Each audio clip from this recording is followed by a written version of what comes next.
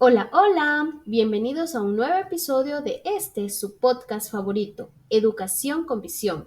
Somos Carelis, Alba y América y estamos felices de que nos acompañen el día de hoy. En este espacio vamos a hablar sobre un tema muy importante como es la planificación estratégica de los centros educativos. Así que prepárense para sumergirse en este viaje de aprendizaje y descubrimiento sobre este tema tan interesante. Comencemos. Hablaremos sobre la planificación y estrategia de los centros escolares, lo cual nos dice que la educación ocurre con un propósito al que se le atribuye un carácter positivo. Entonces, la planificación contribuye a plasmar un estado futuro, considerando para individuos y grupos, sobre todo para organizaciones y conglomerados sociales más amplios, concretando hacia dónde ir, por qué ir y cómo llegar. Como menciona Fiedler 2002, los estados futuros deseables para los centros escolares no vienen determinados por ellos mismos, sino por instancias externas, de las que además parte el impulso e incluso presiones para hacerlos realidad. También hablaremos sobre la planificación, clarificación conceptual, la cual nos dice que puede ser definida como una actividad deliberada, consciente, en desarrollar un conjunto de posibles acciones adecuadamente articuladas para alcanzar un conjunto de metas. Aquí la propia planificación es parte de la acción humana, que constituye algo complejo que desborda el carácter y el contenido de la planificación intuitiva. Esa complejidad resulta preferible acometer la conceptualización de la planificación, no tratando de proporcionar una simple definición, sino presentando diferentes perspectivas con arreglo a las cuales han sido delimitadas cada una de ellas. Aquí tenemos planificar es pensar en el futuro o simplemente tenerlo en cuenta. En esta perspectiva, la planificación se caracterizaría por dedicar atención al futuro y podría atribuirse un carácter anticipatorio. También tenemos planificar es actuar sobre el futuro y llegar a controlarlo. Aquí la planificación consiste no solo en pensar en el futuro, sino también en actuar para hacerlo factible. Tenemos planificar en tomar decisiones referidas al futuro. Desde esta perspectiva, planificar es elegir y decidir, es decir, determinar conscientemente acciones y sus condiciones de realización. Y por último, tenemos planificar es un procedimiento formalizado para producir un resultado definido.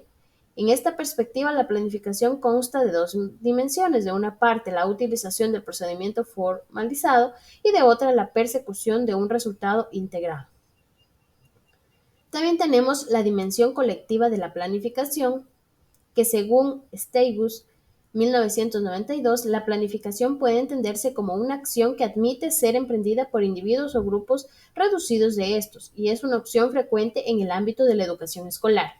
Además, aquí la planificación también suele alcanzar un estadio en el que hace virtualmente necesaria la intervención de colectivos de personas, y, por tanto, cabe adscribir a la planificación un carácter colectivo en dos sentidos, por cuanto, generalmente, su realización hace premisa la intervención de colectivos, pero también por cuanto concierne a colectivos externos.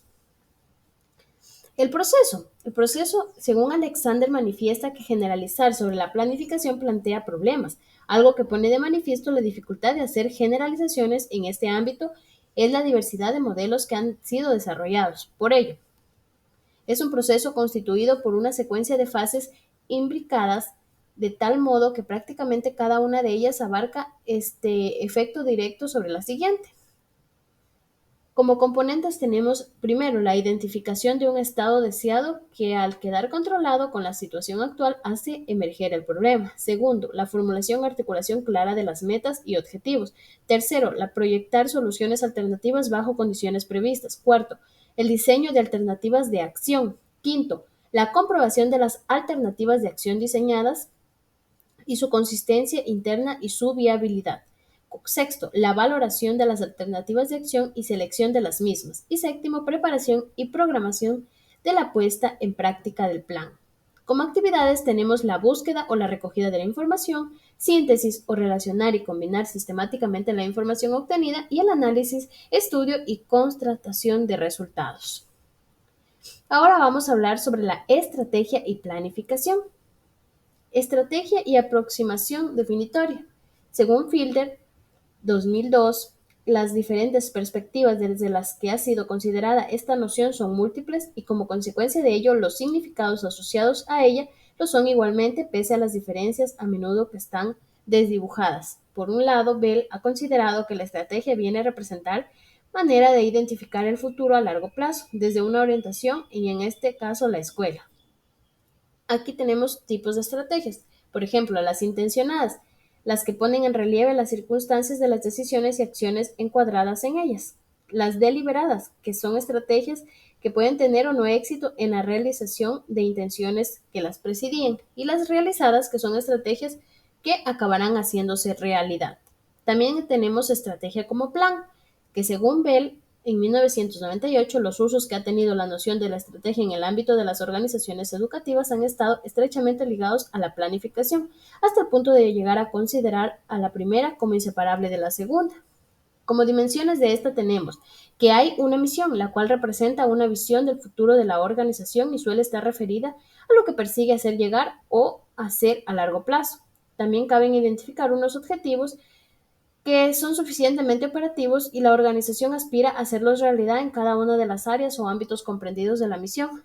La estrategia, en cambio, hace referencia a los medios a través de los cuales la organización alcanza sus objetivos y termina cumpliendo dicha misión. Y finalmente hay tácticas geopolíticas que representan las acciones específicas de la organización para implementar su estrategia.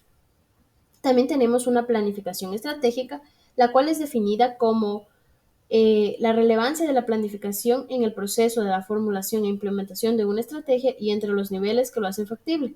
Esta vendría a constituir, en términos más concretos, los procesos de los cuales depende la formulación de un plan estratégico, entendido como un plan de optimizar la estrategia o ponerla en práctica.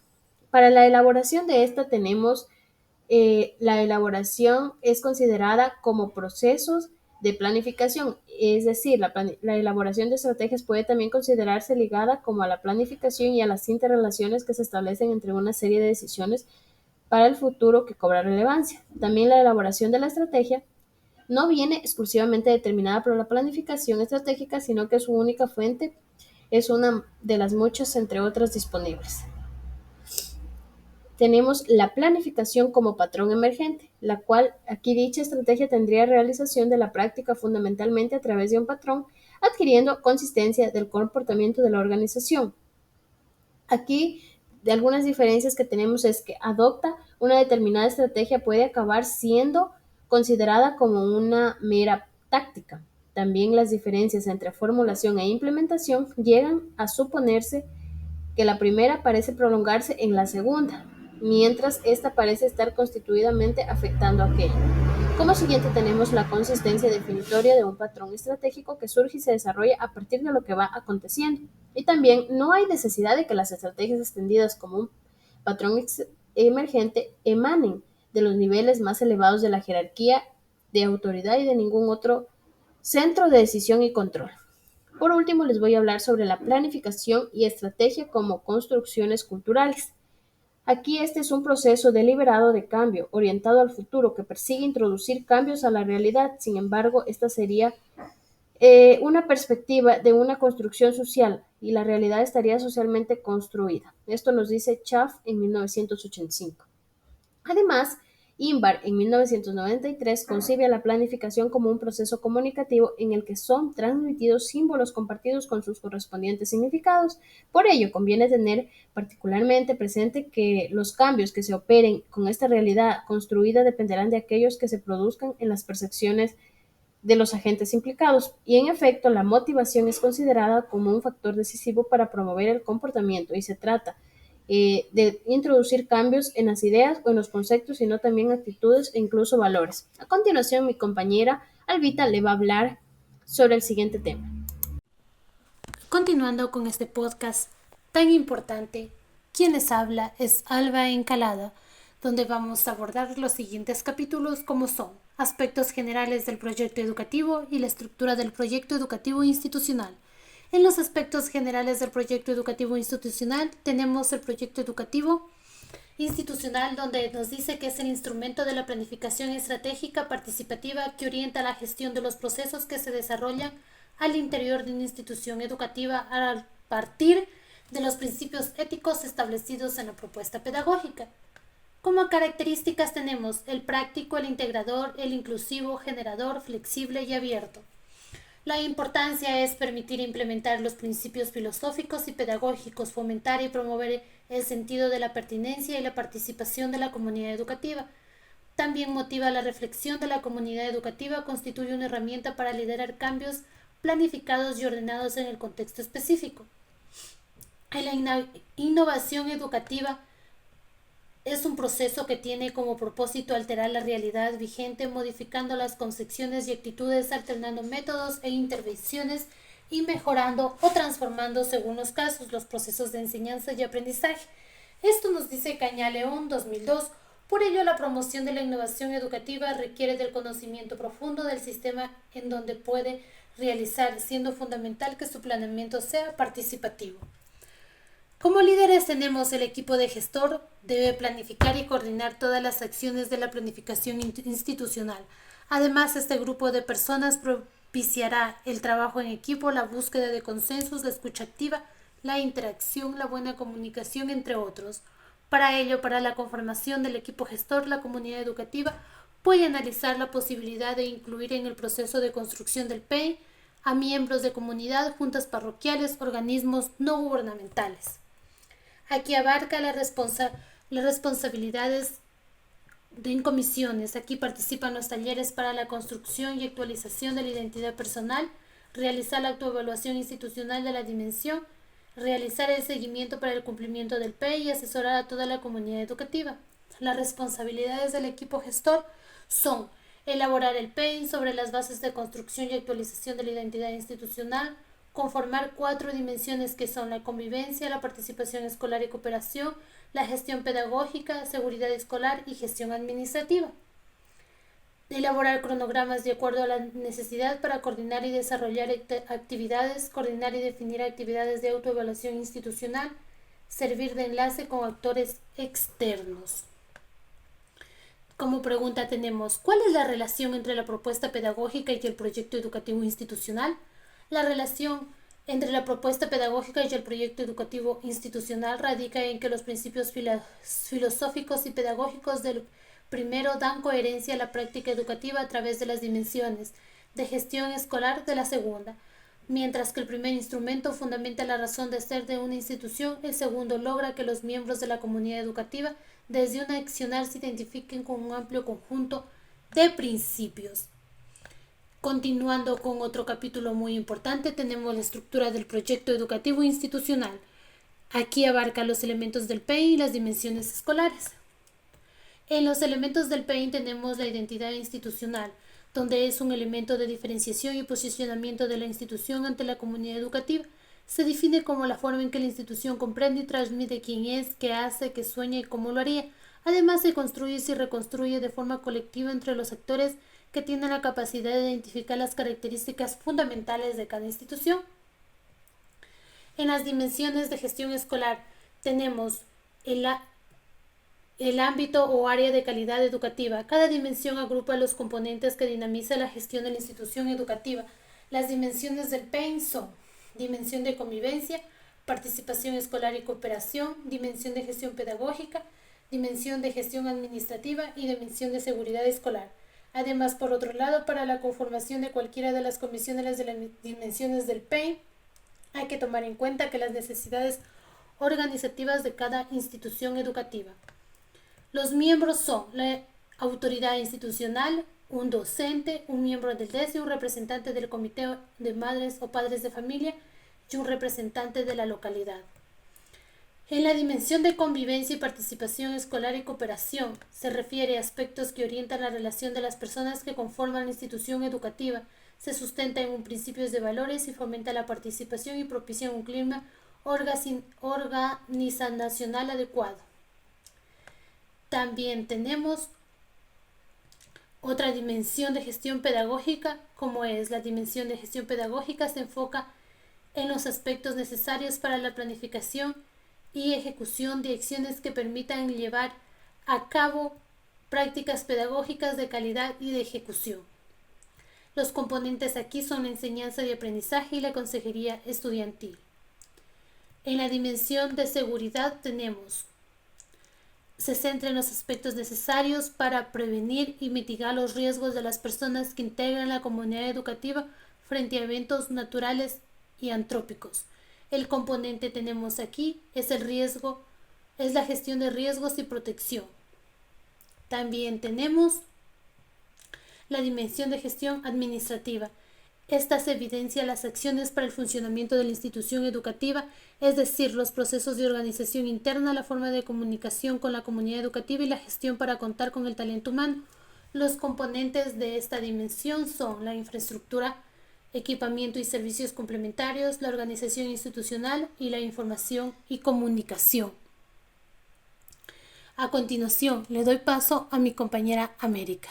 Un placer, distinguida audiencia.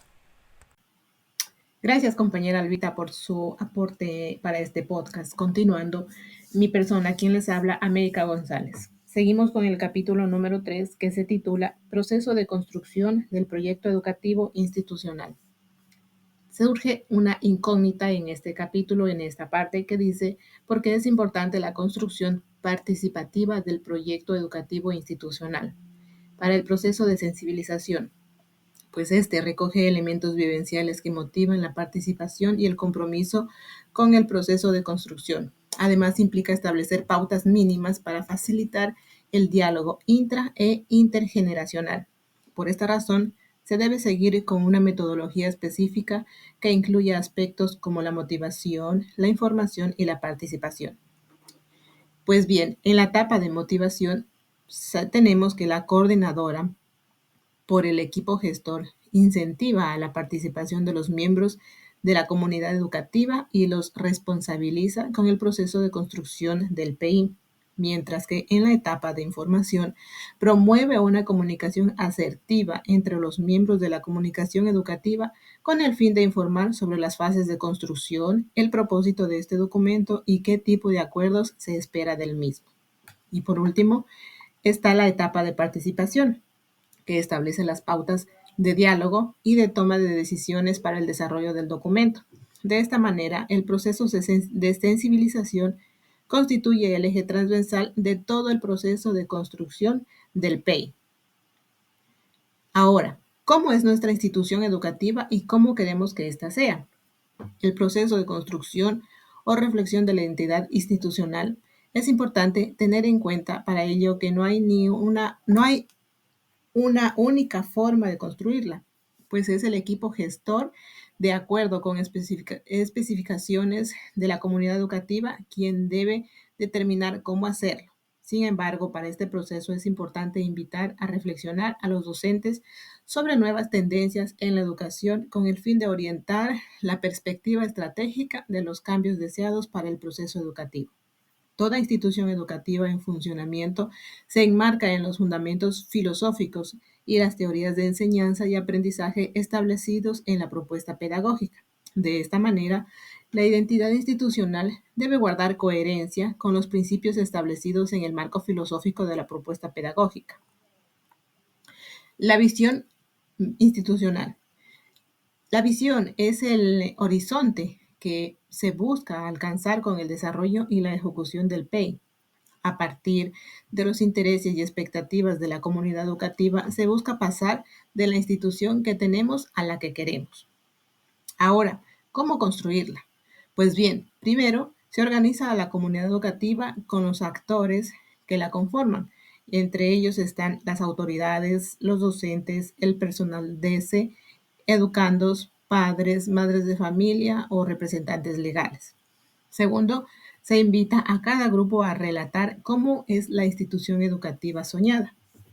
Tercero, cada grupo construye una historia que relate cómo ven la institución después de 5 años. Cuarto, en una reunión plenaria se recogen los distintos aportes y se construye colectivamente la visión institucional. Pues bien, ahora vamos con la misión institucional. La misión es el propósito de carácter amplio que otorga el sentido y la razón de ser a quienes pertenecen a la institución. Para crear la misión institucional se toma como base el marco de las finalidades institucionales y las acciones esperadas de los distintos actores, con el propósito de satisfacer necesidades de todos los actores. ¿Cómo construirla? Pues se invita a los miembros de la comunidad educativa a responder las siguientes preguntas. ¿Quiénes somos? ¿Por qué y para qué educamos? ¿Qué y cómo lo hacemos? ¿Qué nos proponemos? ¿A quién educamos? Así, de esta manera, se realiza un resumen de los distintos aportes y se escribe la misión institucional. Ahora, ¿cuál es la realidad de nuestra institución educativa? El proceso de autoevaluación. La autoevaluación institucional es una actividad programada y sistemática de reflexión acerca de la propia acción desarrollada, sobre la base de información confiable con la finalidad de emitir juicios valorativos fundamentados, consensuados y comunicables. Duro y Nirenberg, 2008, el principal elemento de reflexión es la convivencia armónica. Por ello, es necesario identificar los aspectos positivos y negativos del entorno protector de niños, niñas y adolescentes, el cual constituye el mayor desafío para la comunidad educativa, puesto que es un factor importante para alcanzar una educación de calidad. Paralelamente, la reflexión debe centrarse en la práctica coherente de los valores establecidos en el ideario institucional, así como en las posibilidades para transformar la labor diaria de estudiantes, docentes, autoridades, padres, madres de familia y o representantes legales. Los resultados y el proceso en sí de la autoevaluación permiten aprender tanto de los errores y falencias como de los aciertos y fortalezas para generar conocimiento y soluciones en el camino de alcanzar la calidad educativa. Las técnicas y los instrumentos que se utilicen para la autoevaluación institucional están a discreción de las instituciones educativas. Sin embargo, es necesario que en la construcción de los instrumentos de autoevaluación se consideren los componentes que se han descrito para el PEI. Cabe recalcar que en función de las características de las dimensiones del PEI es posible utilizar técnicas e instrumentos distintos para la autoevaluación de cada una de ellas. Es el equipo gestor quien deberá tomar esta decisión. Es importante tomar en cuenta que si la institución educativa es nueva, el proceso de autoevaluación institucional tiene como base el diagnóstico que los promotores hayan realizado para el planteamiento de la propuesta pedagógica. Para la elaboración del informe participan los coordinadores de las comisiones y el equipo gestor. El informe debe explicar las fuentes de información de cada elemento autoevaluado, las dificultades identificadas del levantamiento de datos, los aspectos positivos y negativos de cada componente y las conclusiones y recomendaciones del proceso. Este informe es para uso interno de la institución educativa y constituye un insumo importante para la siguiente etapa del proceso de construcción del PEI. ¿Cómo planificamos el cambio de nuestra institución educativa?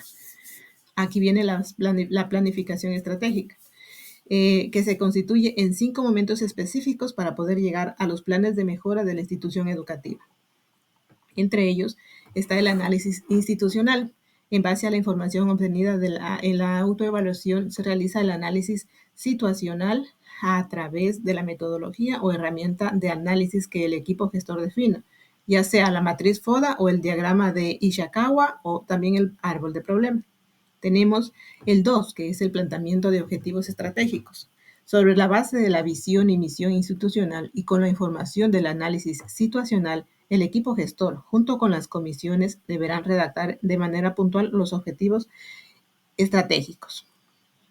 3. Planteamiento de estrategias. Una vez establecidos los objetivos estratégicos, el siguiente paso es conciliar las estrategias posibles.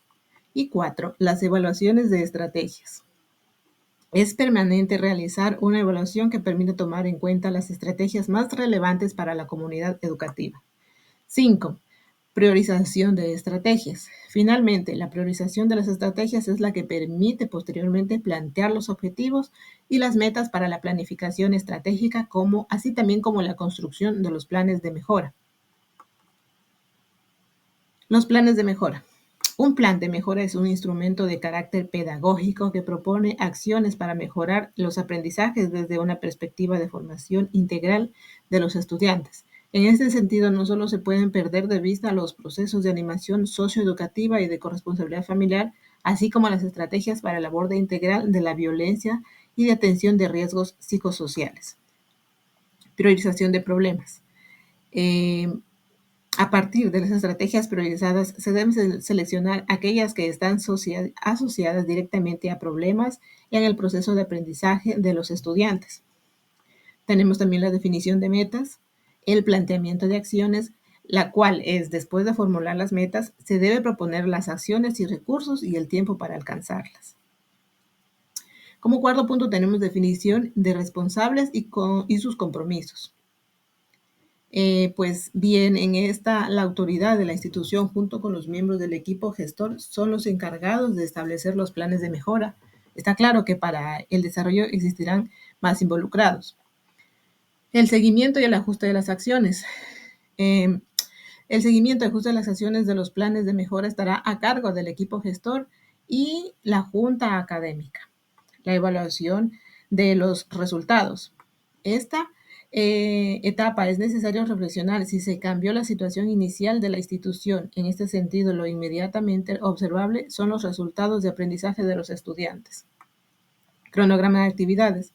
Cuando la institución educativa cuente con la planificación institucional, debe elaborar el cronograma de actividades en el que se incluyen los responsables de cada una de estas junto con los tiempos de ejecución y de entrega. Ahora, ¿cuál es el proceso a partir del Código de Convivencia para el proyecto educativo institucional? Debe ser un documento ágil que contenga la síntesis de los acuerdos, las consecuencias disciplinarias planteadas y los procedimientos acordados. En este sentido, debe contener lo que la comunidad educativa espera de cada uno de sus miembros.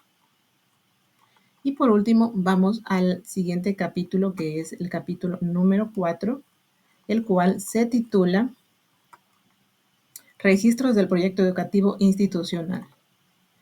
De la institución educativa es responsabilidad de máxima autoridad de la institución ingresar y actualizar en el sistema de información del Ministerio de Educación los datos informativos de la institución educativa y anexar el archivo digital de su proyecto educativo institucional.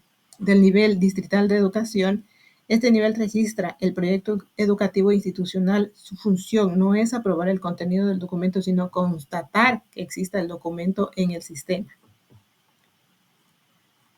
Ahora, pues, se preguntarán cuáles son los elementos para presentar el PI para la convivencia armónica. Entre ellos tenemos datos informativos, la identidad institucional, la cual es la visión, la misión y el ideario, el informe de autoevaluación institucional, la planificación estratégica institucional y los planes de mejora. Esto es todo por hoy. Les agradecemos mucho su sintonía y su atención. Nos despedimos de ustedes esperando les haya gustado nuestro podcast y deseándoles muchos éxitos en su vida laboral. Muchas gracias.